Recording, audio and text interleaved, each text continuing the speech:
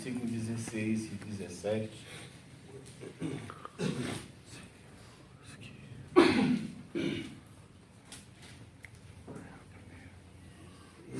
Amém? Não me envergonho do Evangelho, porque é o poder de Deus para a salvação de todo aquele que crê, primeiro do judeu, depois do grego. Porque no Evangelho é revelada a justiça de Deus, uma justiça que é do princípio ao fim, e pela fé, como está escrito, o justo viverá pela fé. Amém. Vamos orar. Mais uma vez, querido Deus, amantíssimo Pai, mais uma vez te louvamos e te agradecemos pela tua graça, pela tua misericórdia. Amém, Jesus. Porque se estamos aqui é pela ação da tua graça, pelo agir do teu Espírito em nossas vidas. Amém, Senhor. Que nos traz na tua presença, Deus. Amém, Jesus. Obrigado por esta manhã. Colocamos diante do Senhor a vida da tua igreja. Amém. Queremos interceder, Deus, pelos nossos irmãos que estão doentes, o pequeno Benjamin. O Senhor venha mais uma vez pousar a tua mão ali sobre a vida dele, Deus, curando e confortando, Deus, seus familiares, seus pais, seu pai, sua mãe, seus irmãos, e a nós, Deus, que o amamos, que o Senhor possa trazê-lo com aquele mesmo sorriso, Deus, para que nós possamos continuar te adorando, mas que o Senhor seja imperativa a tua vontade na vida da tua igreja. Amém. Mais uma vez, também queremos te agradecer pelos nossos idosos, que o Senhor também venha fortalecê-los. Amém, Jesus.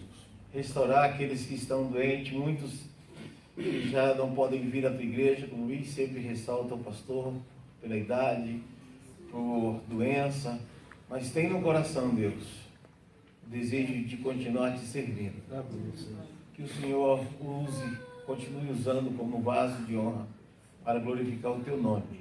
Que a vida dele sirva como um exemplo para as nossas vidas.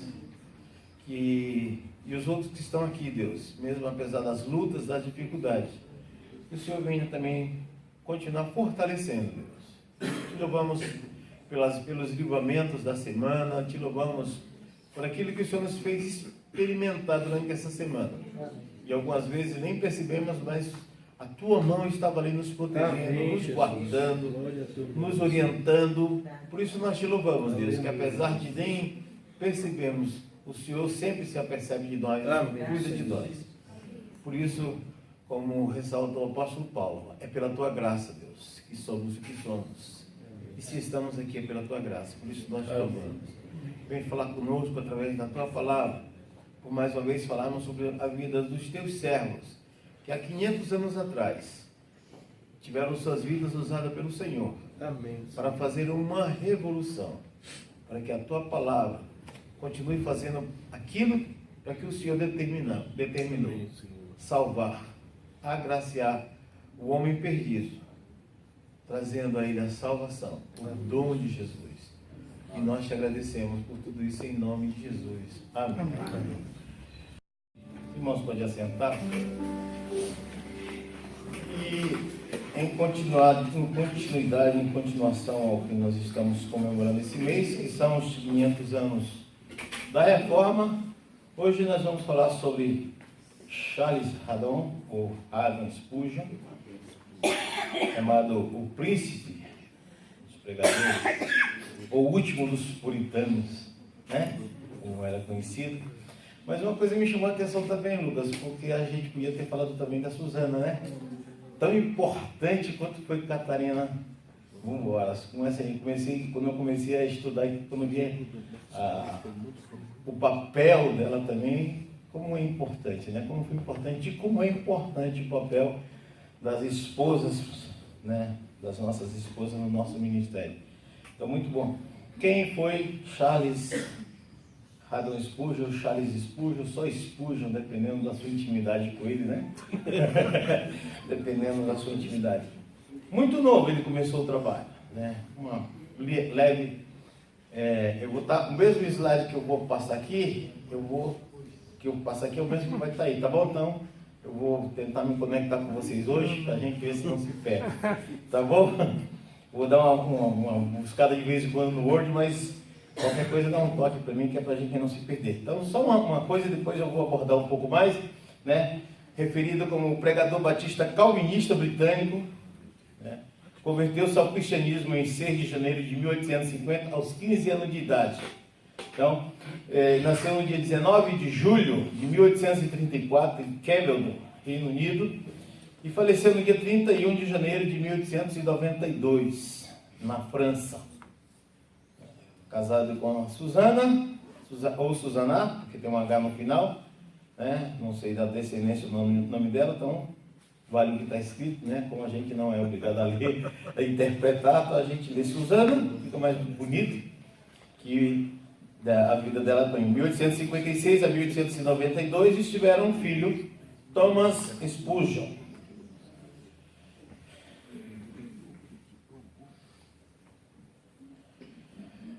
Como eu disse, nasceu em 19 de junho de 1834, primogênito de 16 irmãos. Não existia televisão na época, não existia. Os divertimentos da época, então de investimento, né? Né? É crescer e multiplicar e levar ao pé da letra, né? 16 irmãos de John Spurgeon e a esposa do pai, né? De sua mãe, Elisa Jarvis, em Campbell. Ele foi batizado no dia 3 de agosto por seu avô, pastor congregacional James Spurgeon. Então, uma das coisas que a gente sempre ressalta quando a gente vai começar a falar, que ele é filho e neto de pastores. Então, uma coisa já vem na família, ela era bem estruturada na questão religiosa, da questão espiritual, e por causa disso é que um dos motivos que o nome Charles Spurgeon é tão importante na resistência protestante, porque eles também foram perseguidos e tiveram que mudar de país. Em função disso, a gente não vê tanto ressaltado, porque até talvez seja uma falha nossa também, cristãos, de muitas vezes não defendemos aquilo que a gente acredita. Só fugindo um pouco da regra, mas dentro desse assunto, antes minha filha participou de um debate sobre religiosidade, onde tinha um judeu, um muçulmano e um católico. Falei, e o pastor? Por que não convidar? Né? Por quê? Então, às vezes, as coisas são meio mascaradas e talvez nós também não nos impomos para defender aquilo que a gente acredita. Até em respeito também àqueles que já deram suas vidas em função disso. Então, eles tiveram que fugir, né, em função disso. Eles foram perseguidos no país de origem e tiveram que mudar para que não morressem. Então, a perseguição religiosa, a perseguição política é uma coisa bem mascarada. Hoje em dia a gente está vendo aí pela questão das lutas de ideologia, uma perseguição muito mascarada, uma perseguição religiosa. São produtos que a gente consome, que na verdade financiam, e a gente continua usando, porque talvez até falta de alternativa, sei lá, né? Mas às vezes a gente tem que estar atentando para isso também, porque os nossos produtos talvez não fiquem tão em evidência. Já está no mercado a Bíblia de inclusão, né? E se eu ver algum crente aqui com Bíblia de inclusão, eu vou falar para o pastor levar para o gabinete para dar uma surra, né? Então, não vem com esse papo aqui para nós não, tá bom? Menino é menino, menina é menina, né? Se você acredita, se você aceita, isso é um problema seu, não tem nada com isso, tá bom? Então, quando aconteceu a conversão de Charles Spurgeon, ele teve na verdade, mesmo tendo nascido em um lar cristão, os nossos irmãos da Reforma Protestante, eles passaram por um período também de muita dúvida. Paulo, ele salienta isso, e eu acho que é uma coisa comum para todos nós, né? De miserável homem que sou. Será que realmente eu sou crente? Será que eu não sou? Será que eu tenho perdão de Deus, se é que eu não estou. Então, Spurgeon também tinha essa indefinição no seu coração. Ele se martirizava também interiormente por causa disso. Ele não, às vezes, ele não se achava. Essa questão da interpretação da graça de Deus, muitas vezes a gente mal interpreta ela. E muitas vezes a gente se martiriza. E com ele não foi diferente. Ele teve um período de muitas dúvidas e amargura. Esteve sobre grande convicção no pecado. E quando a gente começa a dar muita atenção para isso e esquece da graça de Deus, a gente faz com que o pecado seja maior do que a graça da nossa vida.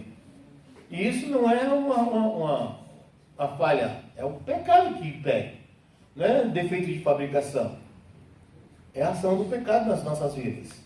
E ele nos assedia justamente com essas dúvidas para que a gente se afaste do caminho, né, de adorar a Deus, de ser servo de Deus. E com ele foi diferente. Quando veio realmente essa convicção, olha que interessante,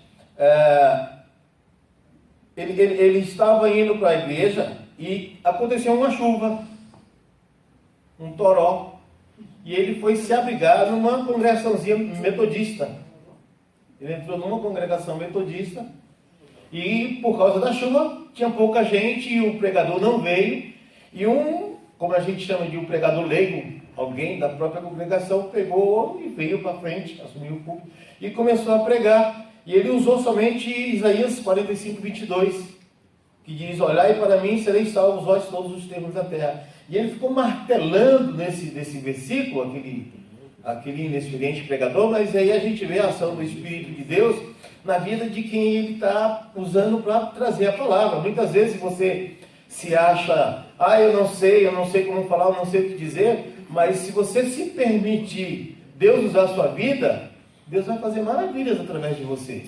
Então aquele inexperiente pregador, ele estava ali falando esse versículo, ele foi martelando aquele versículo, e em dado momento ele disse: olha para Jesus e sereis salvos. E nesse momento Charles olhou para Jesus, e ali ele se convenceu da graça de Deus, e ele realmente se tornou o que nós conhecemos hoje, que foi um grande pregador. A partir daquele momento ele se tornou convicto da sua salvação. Então, muitas vezes, isso aconteceu em janeiro de 1850. Então, quantas vezes nós tivemos a oportunidade de fazer isso, e às vezes por medo da nossa incapacidade, não por medo de ser crente, não, mas às vezes não acreditar que Deus quer nos usar naquele momento. A gente deixa passar a oportunidade. Eu já fiz isso, né? E depois, quando eu percebi, eu falei: que coisa feia, né? Mas a gente precisa, graças a Deus, que Ele continua nos dando outras oportunidades para que a gente consiga corrigir essas falhas, né? Então, os primeiros anos de Spurgeon, depois da sua convenção, ele voltou de férias em Cochelston, em Newmarket. Foi batizado pelo pastor Batista de Islar, W.W. Kaplan, no Rio Largo, 3 de maio de 1850, e foi aceito na congregação batista de Newmarket. Essa New Park Street, a Capela Batista de New Park Street, que foram uma das maiores igrejas da Inglaterra. E naquele momento, aquele edifício que tinha uma capacidade para 1.200 pessoas, contava com somente 232. A igreja estava passando por um momento de decadência, e em abril de 1854, só 2 meses depois, ele assumiu como pastor nessa igreja, e preencheu efetivamente até 1891. Quem é bom de conta aí, de 1854 a 1891? São 37 anos? 37 anos como pastor dessa igreja. A coisa se avolumou de tal maneira que eles tiveram que mudar de lugar, para o que depois a gente vai ver, ficou sendo chamado como tabernáculo, né? E nesse crescimento a coisa foi subindo, e aí foi que Charles Spurgeon começou a a fama dele começou a se espalhar. E ele fora convidado então para pregar em outros lugares, começou a ficar em evidência o seu chamado de pastoral. E ele começou a usar a estratégia de também começar a distribuir os seus sermões, começaram a ser publicados. O sermão que ele pregava no domingo, durante a semana ele já era publicado espalhado, então a coisa começou a se expandir. Na verdade, ele não cursou um seminário, ele foi num aprendizado dentro da própria igreja, um aprendizado na escola bíblica dominical.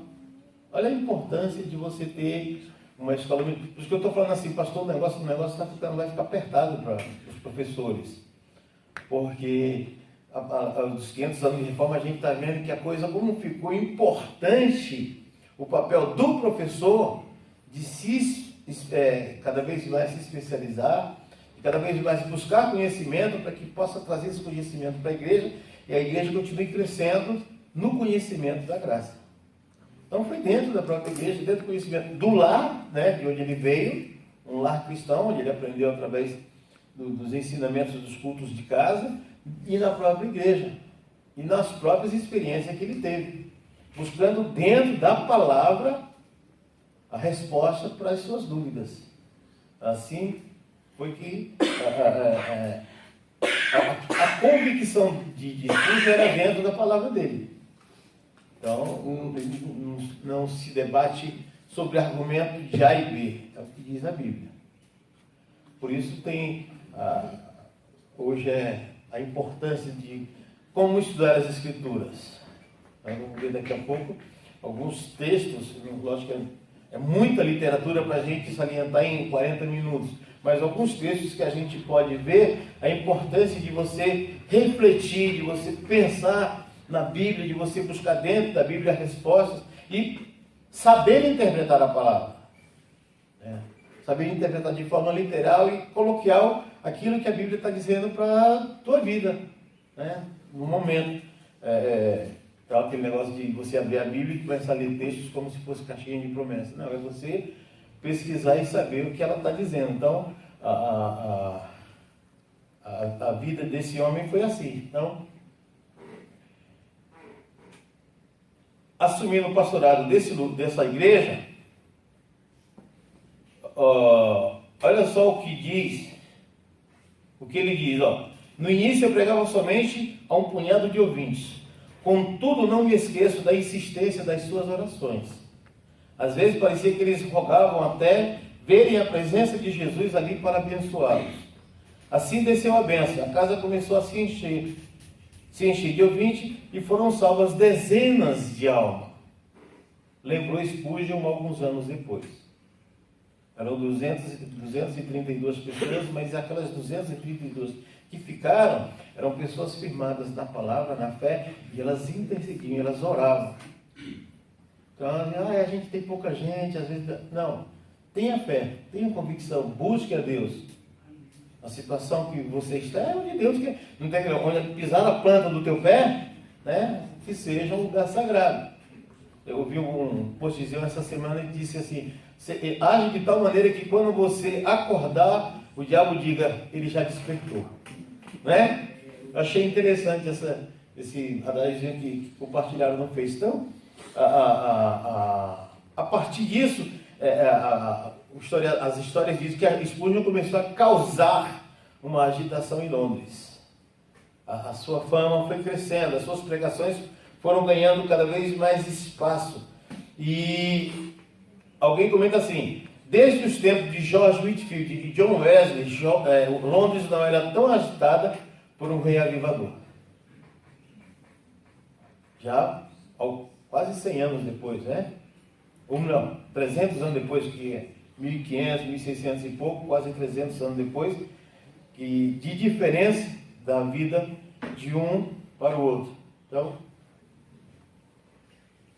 esse é o tabernáculo metropolitano.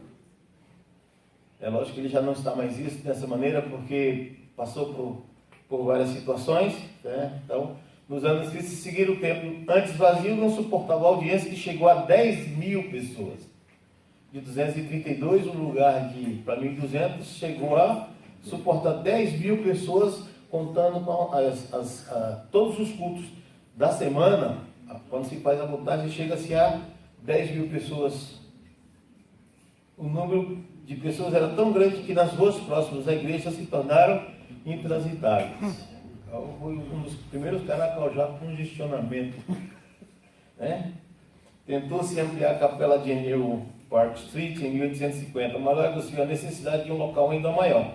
Por isso foi construído o grande tabernáculo metropolitano em Newton, com a capacidade para 12 mil ouvintes, que foi aberto em 25 de março de 1861. Então, Deus agindo através da vida de um homem, começou a expandir, começou a trazer o reavivamento, começou a reacender de novo no coração da Inglaterra a chama da palavra e o poder de Deus para a salvação de todo aquele que crê.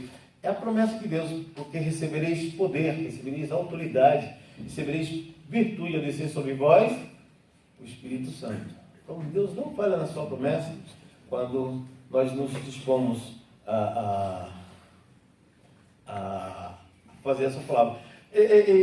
Spurgeon era tão dinâmico na sua palavra que ele era um calvinista, mas mesmo calvinista ele chegou a ser confundido com um arminiano, com essa confusão maravilhosa de debate que a gente não chega a lugar nenhum, né?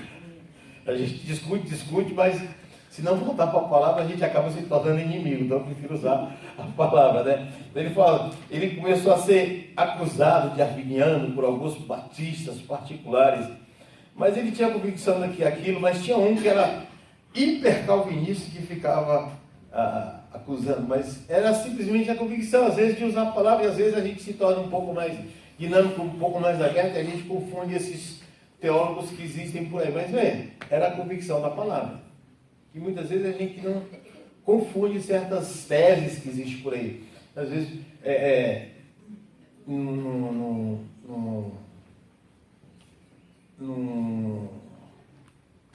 como é que a gente, analisando um novo candidato, a gente vai perguntar sobre a questão escatológica, que são os fins. Então existe pelo menos umas 6 teses sobre a vinda de Jesus Cristo. E a coisa mais simples é assim: eu acredito que Jesus vai voltar. Agora, se é pré, pós, antes e depois, não sei, isso é só debate. É a convicção da palavra. É o que está escrito na palavra. Então, essa questão de isso, de aquilo tudo, era só para causar confusão, né? O que era importante, e é importante a gente ver na vida de Charles Spurgeon, não era essa questão de Calvino, de Armínio, era a sua dedicação na palavra de Deus. Com o passar do tempo, Spurgeon se tornou uma celebridade mundial. Recebeu convites para pregar a França, Escócia, Irlanda, País de Gales, Holanda, Estados Unidos. Aí que muitas vezes é o perigo também, né? O perigo do poder, a barra do poder que vem na vida do pregador. Mas era a consciência de ser um vaso usado por Deus, que bem reflete a vida de Charles Spurgeon para as nossas vidas. Segundo uma das suas biografias, o maior auditório em que pregou continha exatamente 23.654 lugares. Este imenso público lotou o de Crystal Palace, em Londres, no dia 7 de outubro de 1850. Isso é uma das coisas que é bem salientada na biografia de Spurgeon. A heroína de Charles Spurgeon, Susana Thompson, e uma mulher que seria seu parceiro, mais verdadeiro, mais sincero, confidente e amor de sua vida. Charles chamou de a maior de todas as bênçãos terrestres. E Susana descreveu sua vida junto como 2 peregrinos pisando essa estrada da vida juntos de mão dadas, coração ligado ao coração. Mas algumas particularidade da vida dessa mulher como serva do Senhor e como esposa de um pregador. E a importância, por isso que eu lembrei a comparação às vezes de uma serva do Senhor, de uma esposa de pastor, de às vezes a importância que ela tem nas nossas vidas. Olha só, 3 coisas que você não sabia sobre a esposa de Spurgeon. Suzana teve que aprender uma lição dura sobre casamento. Quantas vezes nossas esposas já foram conosco em alguns eventos e elas ficaram de lado? Porque quando a gente chega lá, a gente é requisitado para discutir algum assunto, para ver alguma coisa, ou pessoas que a gente conhece, e a gente vai resolver essas questões que são importantes e precisa da nossa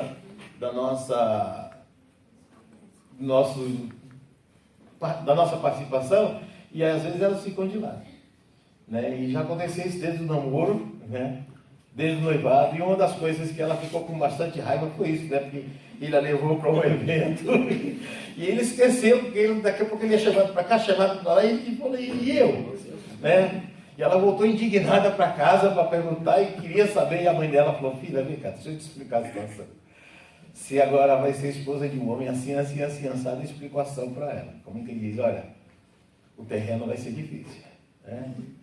Então ela entendeu. Então uma das coisas que ele salienta a importância dela na vida dele foi justamente essa capacidade de absorver, de entender o papel dele como um pregador, como um pastor, que muitas vezes é requisitado. Né? Nosso telefone, quando toca depois da meia-noite, não é para você foi sorteado para isso.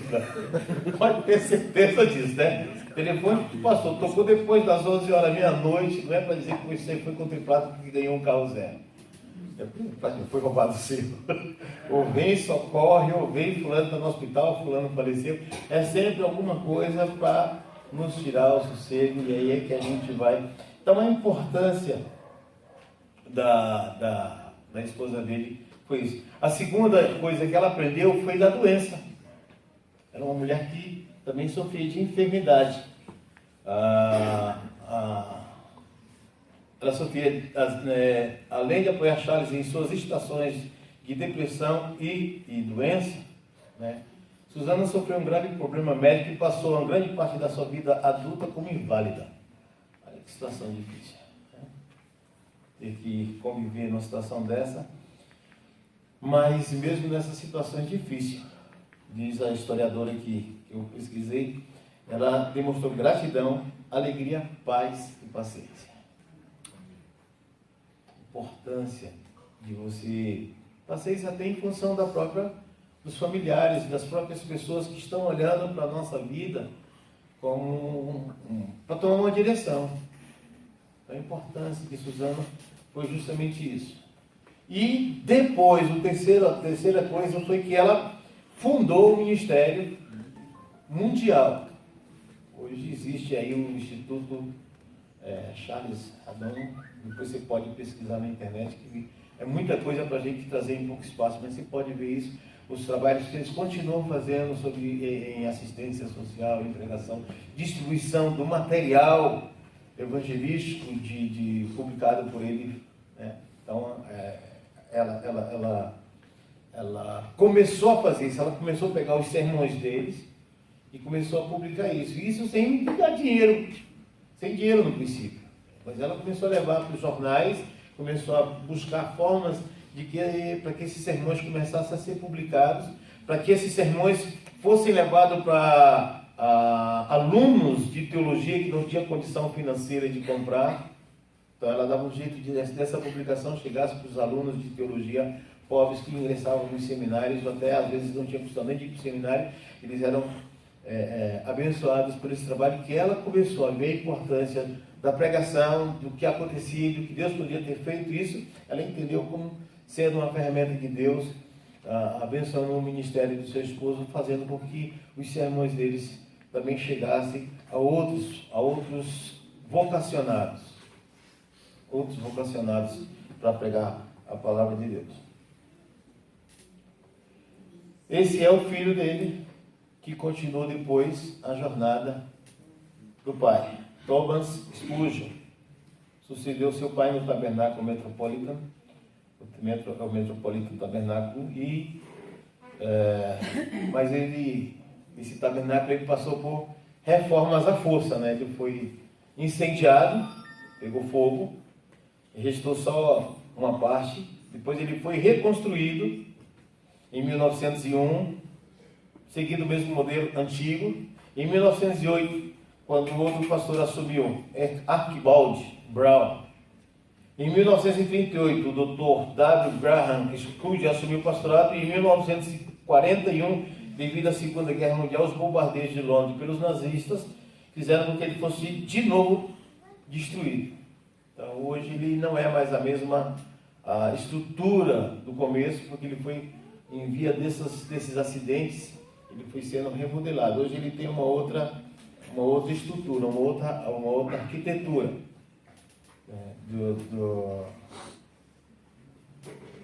do que era antigamente, do que foi a sua inauguração. Mas por que talvez isso? Eu vejo nisso sempre o agir de Deus. Por que nós nunca encontramos a arca? Por que não foi achado o corpo de Moisés? Porque algumas coisas ainda não surgiram, os arqueólogos não encontraram, e creio que nunca vão encontrar, por causa do valor que muitas vezes a gente dá às coisas e não às pessoas, aos fatos e não à personalidade, né?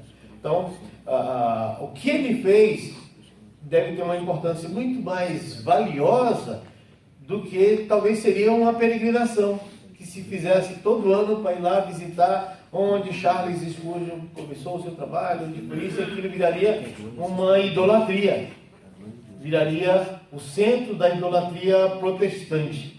Então eu vejo nisso também um agir de Deus. Deus permite que muitas vezes o seu povo sofra certas situações catastróficas para a gente aprender que é Deus quem deve ser visualizado. E essa era a intenção de Spurgeon, essa era a visão de Spurgeon. Então a gente tem que perceber justamente por aí. Então a importância dele ser chamado de o príncipe dos pregadores, o último dos puritanos, é justamente esse valor que ele dava à pregação.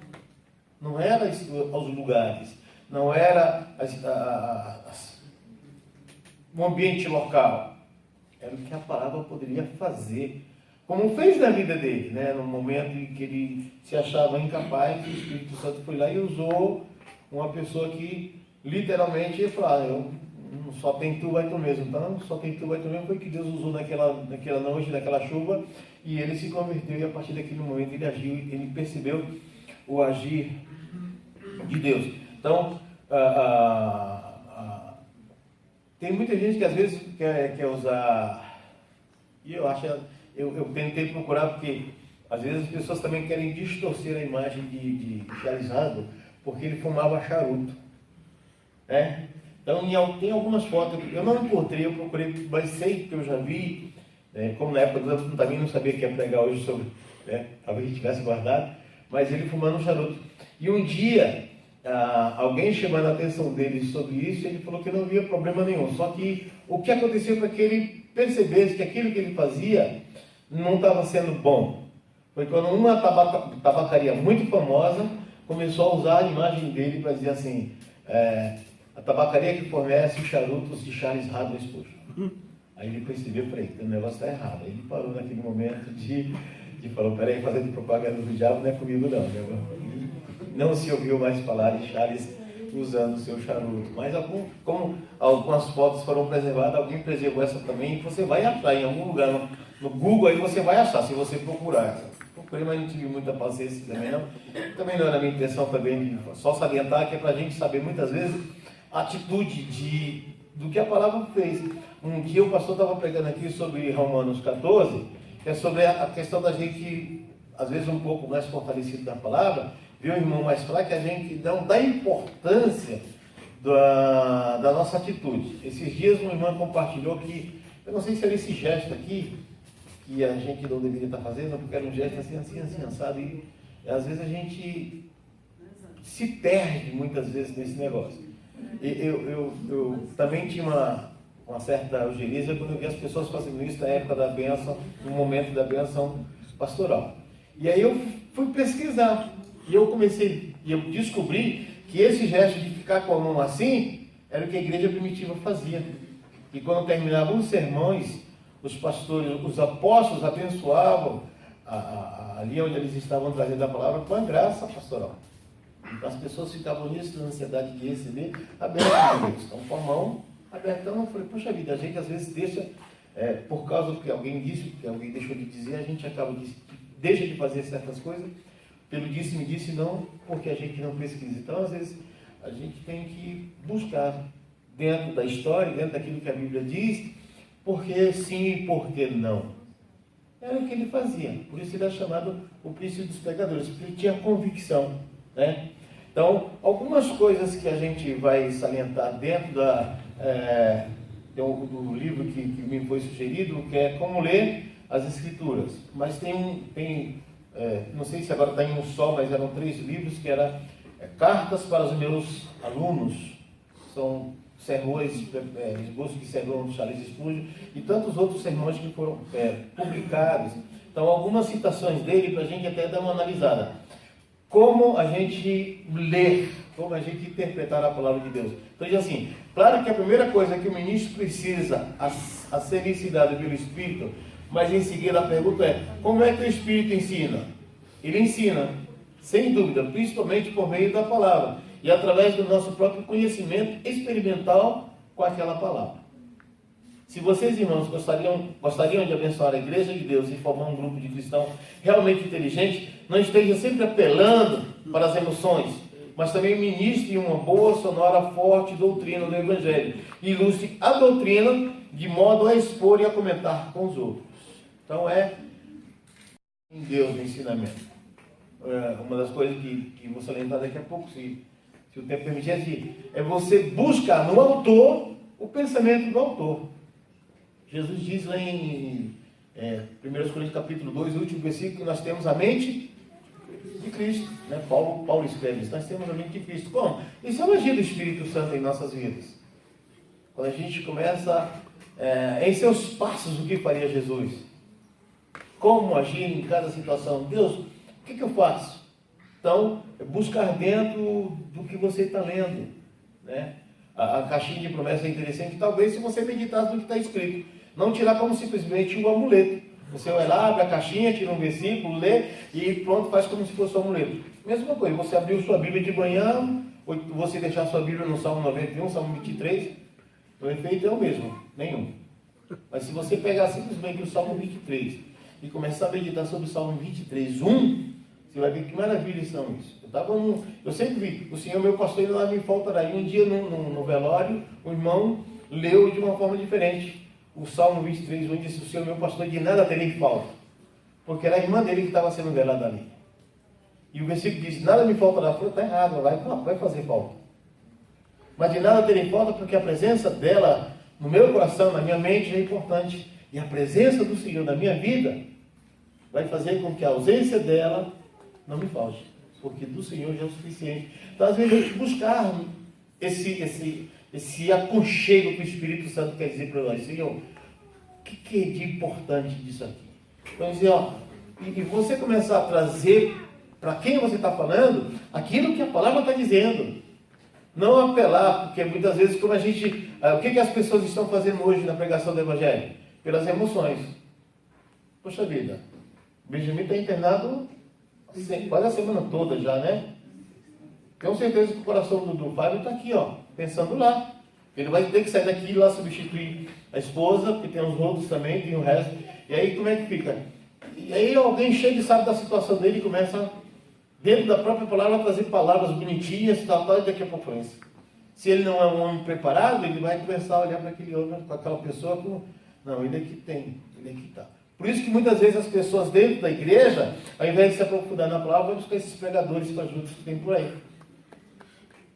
Porque eles usam desse emocionalismo, né? De dizer, você pode, você deve, você é, você não é. Não, é o que diz a palavra. Então, é a palavra ilustrada dentro da situação.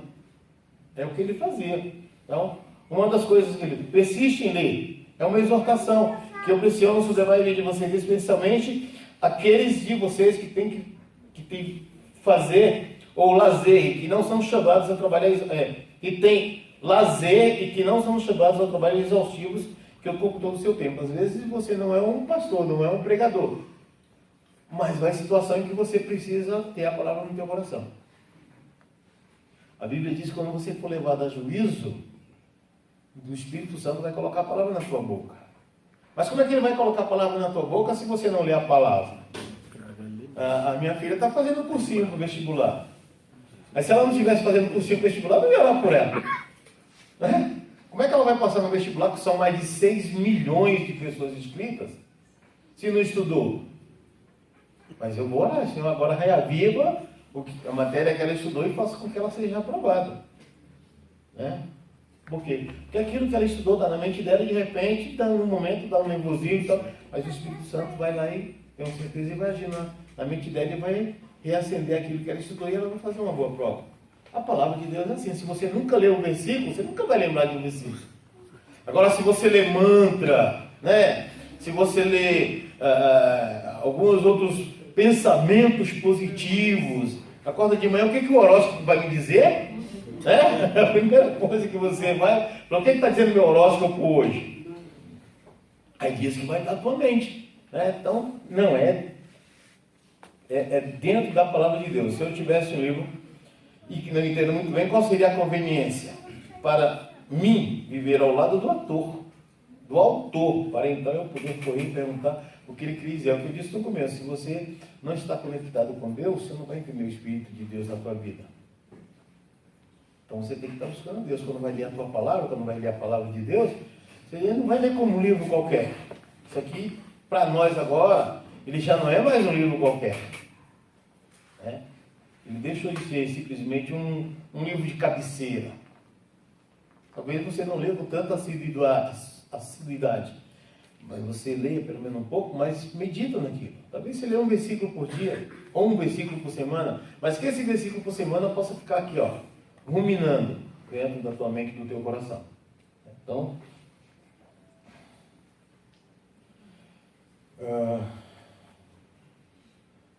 mesmo a luz da palavra de Deus em grande medida, uma luz lunar, ou seja, um reflexo da luz que emana do próprio Deus, que é a verdadeira fonte de luz. Eu sou o caminho, a verdade e a vida, né? Eu sou a luz do mundo.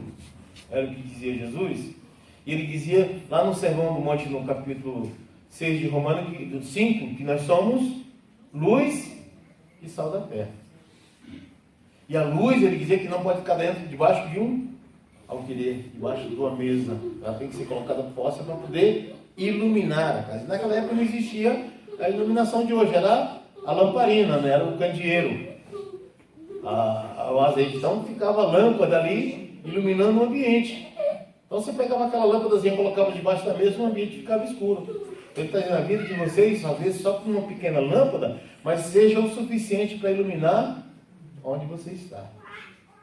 Então Charles, ele ensinava a importância de você começar a ler a palavra de Deus para buscar essa iluminação na tua vida. Às vezes um facho de luz, um insight de Deus no teu coração naquele momento, seja o que seja preciso para você falar a palavra para alguém que está do teu lado. Às vezes chega alguém perturbado do teu lado e você vai falar só a palavra bonitinha. Não, vai para a palavra de Deus. Não existe coisa mais confortável do que a própria palavra do Senhor para confortar o coração de alguém. Mas você precisa ler.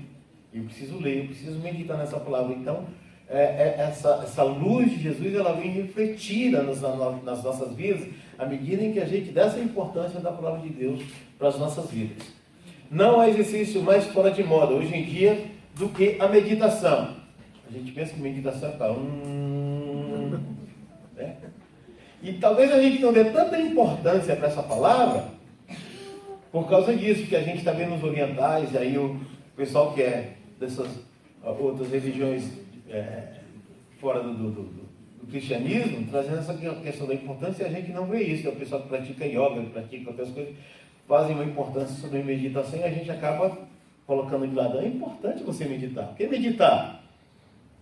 O gado, ele come o capim, ele mastiga, mas aquilo ali volta. Não vai para o estômago direto e já começa a processar.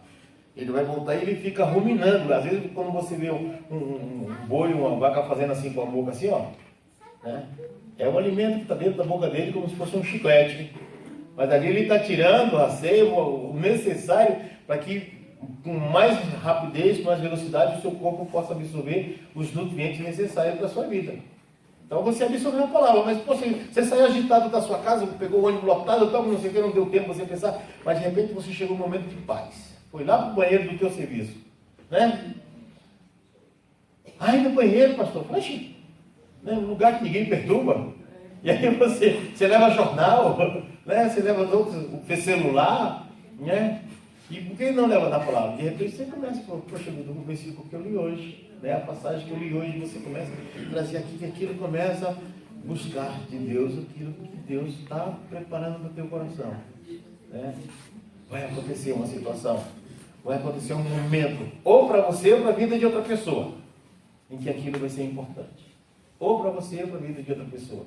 Ou, no caso, os dois, né? Tanto para você como para outra pessoa. Então,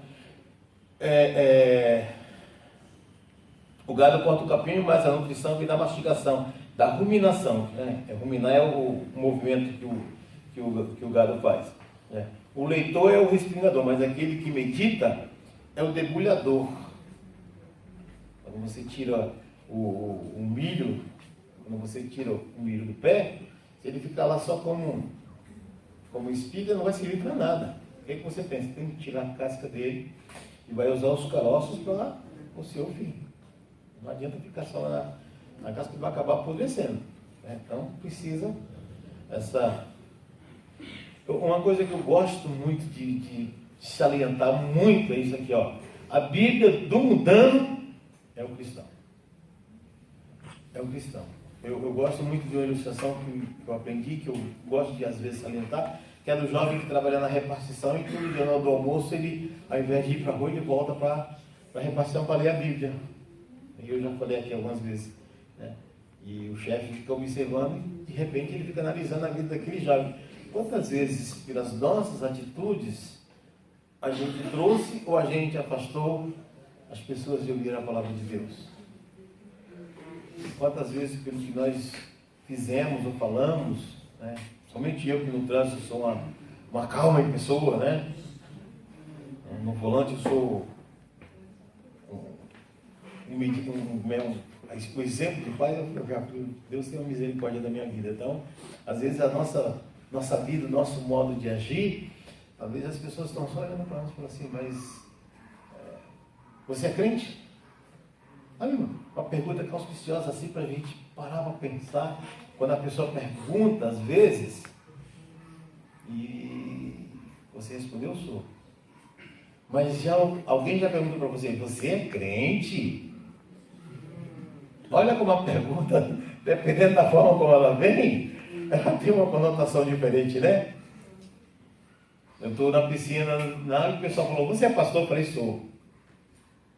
Graças a Deus até agora ninguém perguntou, você é pastor? Eu fiz isso, e alguma coisa errada comigo aqui dentro. Eu tenho que parar para pensar, mas por enquanto, graças a Deus, o pessoal está só perguntando, você é pastor? Eu falei, sou. E aí a conversa geralmente vai para esse fim. Mas já pensou, amigo? Você é crente? Mas crente não faz assim, faz assado? Por quê? Porque o mundo hoje está assim, ó. O mundo não é mais de 24 horas. É de 25, 26, 28, não dá tempo. E às vezes o teu jeito é só o que a pessoa está observando. E o mundo está vivendo depressão, ansiedade. A doença do momento no mundo é essas duas doenças. Ansiedade, depressão. Ou eles estão ansiosos demais, ou eles estão com pressa demais. Então, depressão para o inferno, depressão para a doença, depressão para alguma coisa. Então, o mundo está sempre em depressão para o buraco. E às vezes a ponte para tirar da depressão para cima, somos nós. Sem sombra de dúvida. Nós somos o povo escolhido de Deus, a nação eleita. A geração eleita, nação santa. Povo de propriedade exclusiva de Deus para pregar as maravilhas de Deus. como dizia um dos reformadores, se necessário falando, mas agindo. Tá? Então, assim, a Bíblia do Mundano é o cristão. Ele nunca leu o livro, mas ele lê o discípulo de Cristo e julga a religião cristã pela vida dos seus professos. O mundo vai aprender melhor e mais provavelmente será levado a conhecer Cristo quando a vida dos cristãos são melhores e quando a Bíblia da vida cristã estiver mais de acordo com a Bíblia da doutrina cristã. Quando você fizer de acordo com a palavra de Deus. Como eu disse no começo, hoje o mundo está começando a usar de certas artimanhas para nos colocar numa situação desfavorável. São empresas, são professores, são pensadores, são formadores de opinião.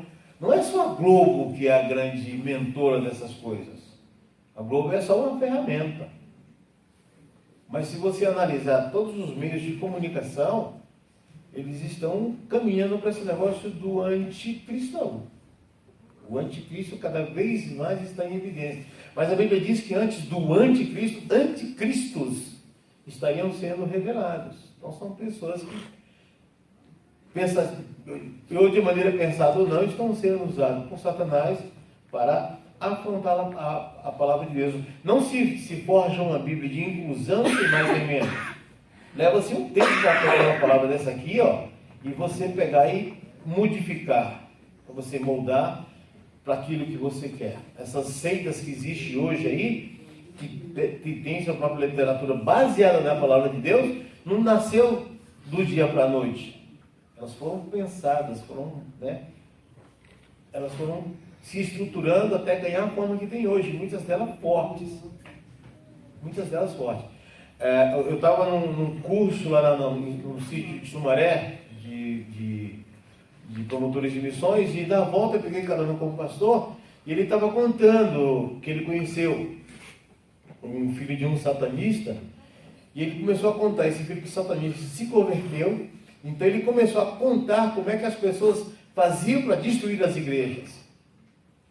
Eles entravam na igreja, uma igreja boa como a nossa, eles começaram a se infiltrar dentro da igreja como pessoas que vinham para participar, se tornavam membros das igrejas, e depois, dentro das nossas assembleias e dentro dos nossos encontros de escola dominical, eles iam colocando o assunto de maneira sutil a colocar em evidência a autoridade da igreja, tanto do grupo como do pastor.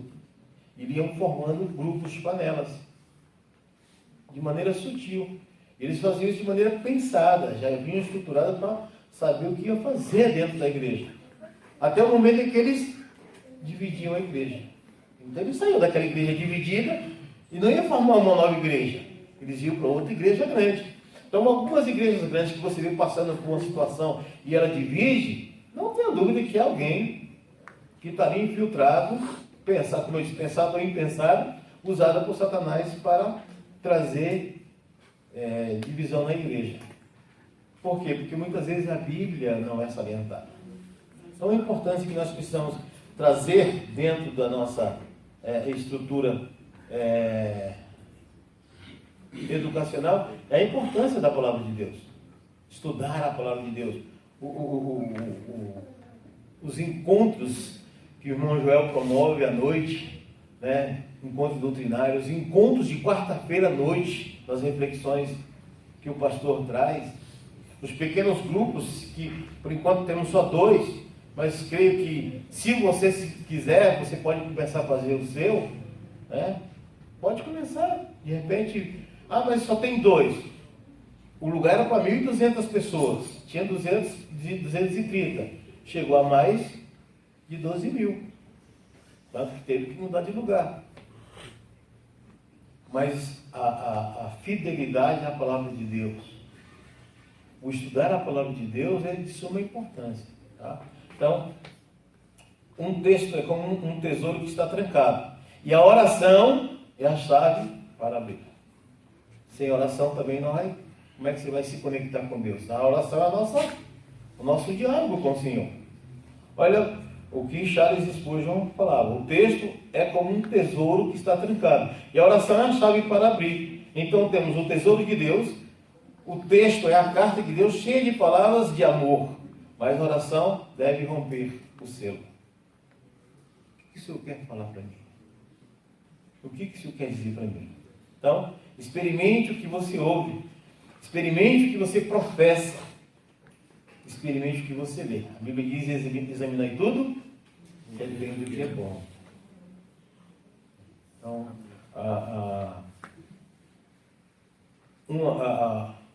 a leitura da palavra de Deus sem oração, aí sim se torna um livro qualquer.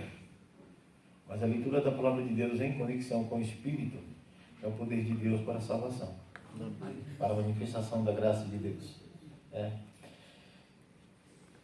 Olha só uma coisa que deve nos trazer muita importância da gente saber como se comportar. É bem possível que a própria pessoa que, como se fosse por acaso, está sentada com você ao lado essa noite, é lógico que estava pregando à noite, é uma pessoa a quem Deus predestinou a ser abençoada por você. Tá? Então, Deus...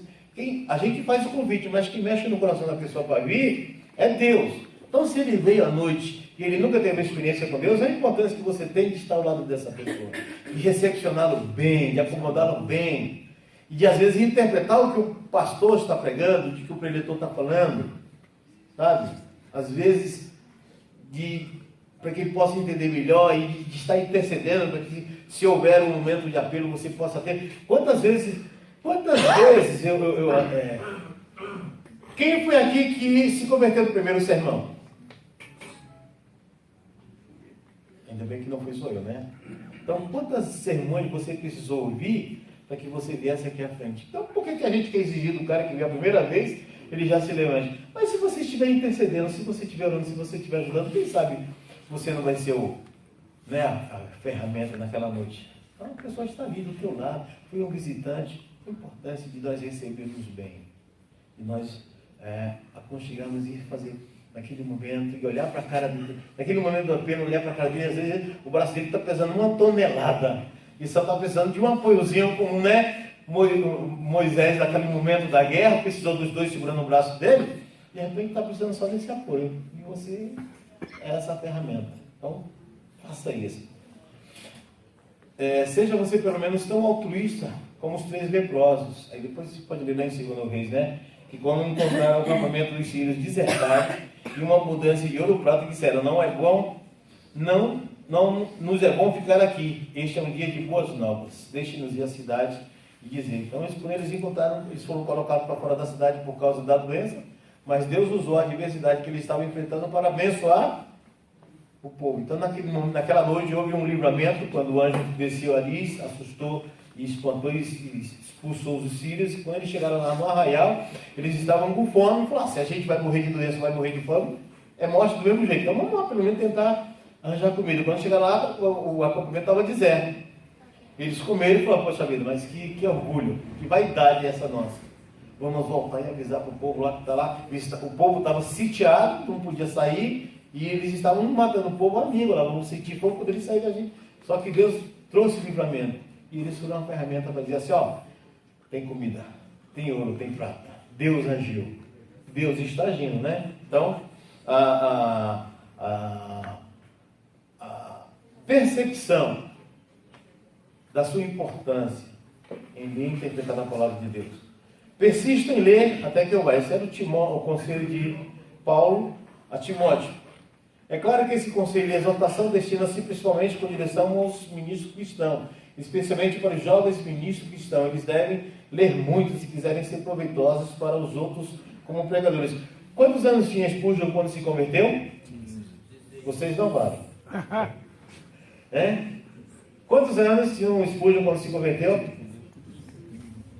Vocês estão prestando atenção, acho que eu vou mandar um zap para vocês, para vocês prestarem atenção, né? 15 anos. A idade de muitos dos nossos queridos, né? Então, muito novo, às vezes, não. Você é um vaso. Então, persista, leia. Você só vai lembrar se você colocar na mente. O que não está na mente, você não vai lembrar. Se aí, não tiver na tua cabeça, não adianta você virar: eu vou lembrar de uma coisa. E por último, para fazer a gente fechar, o maná que caiu no deserto não permaneceria doce além de um dia. Ele tinha que pegar todos os dias, não podia guardar de um dia para o outro. Quem tentou fazer isso, quando chegou no outro dia, estava podre, né? Só que só para o sétimo dia era que ele guardava uma porção dobrada. Mas se guardasse para o terceiro, já estava estragado de novo. Então era um dia, todo dia o pessoal ia lá, colhia, fazia seu alimento, e no outro dia tinha que fazer a mesma coisa. Não, aí o pessoal na ansiedade pegava e guardava, vai que acaba, não é essa falta de fé em Deus, vai que acaba. Mas no outro dia estava lá, cheio de bicho, cheirando mal.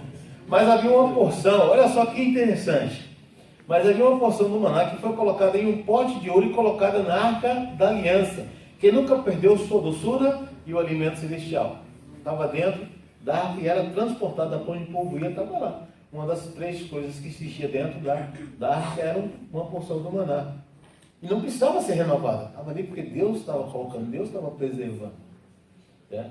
E não há uma maneira de manter as partes preciosas da palavra de Deus, que ele está dada hoje, de tal maneira que você possa ir na força dessa que dura por 40 dias e continuar a encontrar alimentos frescos como um Cristo dia após dia, e até mesmo mês após mês. Mas isso é apenas feito por meditar sobre ela. Nosso hino tem uma fábula quando se diz: brisas picantes sopram vento suave. Isso é um hino que eles cantavam. Então, quem está dizendo assim? Deus cuida da preservação da sua palavra no teu coração. Deus cuida da preservação da palavra no teu coração. Então, o ensinamento do Spurgeon é: leia a palavra. Busque pelo Espírito Santo a interpretação da palavra. Experimente a palavra na sua vida. Deixe Deus usar a sua vida para abençoar a vida de outras pessoas através da palavra. E não tenha medo de usar a palavra de Deus, porque ela nunca vai estar envelhecida. Ela nunca vai estar estragada. Que estão tentando provar que a Bíblia está errada, e cada um que tenta provar se converte, é o poder de Deus. Tá? É o poder. Acabou de estar em cartaz agora um filme que era de um grande jornalista ateu que duvidou da palavra de Deus, e quando ele começou a se converter, a pesquisar, ele se converteu. Nós temos um missionário chamado Abdallah, que era um árabe muçulmano convicto. Quando ele começou a ver a necessidade da palavra de Deus, se converteu. Ele é um dos missionários uma das maiores sinagogas que tem no Brasil, nas sinagogas islâmicas, né? Então, é o poder da palavra de Deus que não volta. A palavra de Deus diz que ela não vai voltar atrás. Ela vai cumprir o propósito para que Deus a destinou. Não volta. Então, use da palavra de Deus. Uma coisa é necessária. E é necessário que o cristão deva meditar sobre as coisas de Deus. Pense nas coisas do alto, não nas que são na terra. Eu sei que você deve dar a sua mente para muitas coisas e não posso pedir para não fazer, mas sempre que você tiver tempo para descansar, então deixe a sua mente voltar para a antiga casa. Por isso, quando os negócios do dia acabam e o pão de cada dia tenha sido adquirido, voe para o seu ninho e descanse sua alma em alguma porção preciosa da palavra de Deus. Que você use a palavra de Deus todo dia como um conforto. Chegou em casa cansado, né? Um ônibus lotado, né? Um dia escapante, e você chega em casa e, em vez de descarregar seus problemas na família, no cachorro, né? Espraguejando por aí, pega a palavra de Deus, leia a palavra de Deus, medite na palavra de Deus, descanse na palavra de Deus, porque ele diz: em mim achareis descanso para as vossas almas. Vinde a mim, todos vós que estáis cansados e sobrecarregados, e eu vos aliviarei. Quem disse isso foi o próprio verbo da vida, o Senhor Jesus. Então, quando a gente lê sobre Spurgeon, quando a gente lê sobre os pensadores, sobre os reformistas, a gente possa ver como foi a vida deles, da importância que eles deram à palavra de Deus. Não foi nas questões. O que está acontecendo no mundo hoje, que é até uma das coisas que eu ensinei na pregação de domingo, é que a gente não pode ficar preocupado com o que vão fazer, porque eles vão fazer. Mas é o que nós vamos fazer. E o que nós vamos fazer é buscar em Deus a direção que nós temos que fazer, pela sua palavra. Eu não creio que esse mundo vai tomar uma revolução tão grande se nós respondermos com ele pelas mesmas ferramentas. Mas se você pregar o Evangelho, né? Se você prega o Evangelho para um homossexual, e ele se tomar convicção do que está acontecendo, pelo menos você incomodar, e nós somos para incomodar, ele vai começar a pensar de maneira diferenciada. Se você falar para um macumbeiro, se você falar para um religioso de qualquer uma dessas outras seitas que tem por aí, católica, testemunho de Jeová, seja lá o que for, e você começar a falar da palavra, do poder de Deus, usando a palavra, se permitindo Deus usar a sua vida, você vai incomodar. Mas desse incômodo, Deus vai usar você também para que possa trazer a essa pessoa a direção que o próprio Espírito Santo vai usar pela palavra. Não existe solução, não existe salvação que não seja através da palavra de Deus, porque o Evangelho é o poder de Deus para a salvação de todo aquele que crê. E naquela época só existiam judeus, né, e gregos. Hoje existe o que você precisar, a salvação é para todos. Mas ela precisa ser propagada, né? E se necessário, falada, mas principalmente vivida. Experimente. Você já experimentou a sua salvação? Você já experimentou o que é ser salvo em Jesus?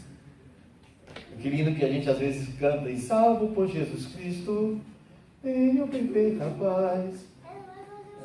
Mas já pensou para parar na letra? Eu quero deixar essa meditação para você. E esse desejo de querer experimentar a salvação em Cristo Jesus. E passa essa salvação para outros que precisam ser alcançados. Se vai acontecer o que vai acontecer, isso é Deus quem vai agir. Ele só quer que você faça. Então faça. Vá e prega. Contra ou a favor. Na adversidade. Pregue a palavra de Deus. E viva a palavra de Deus. Que o Senhor te abençoe. Que o Senhor nos abençoe. Vamos orar?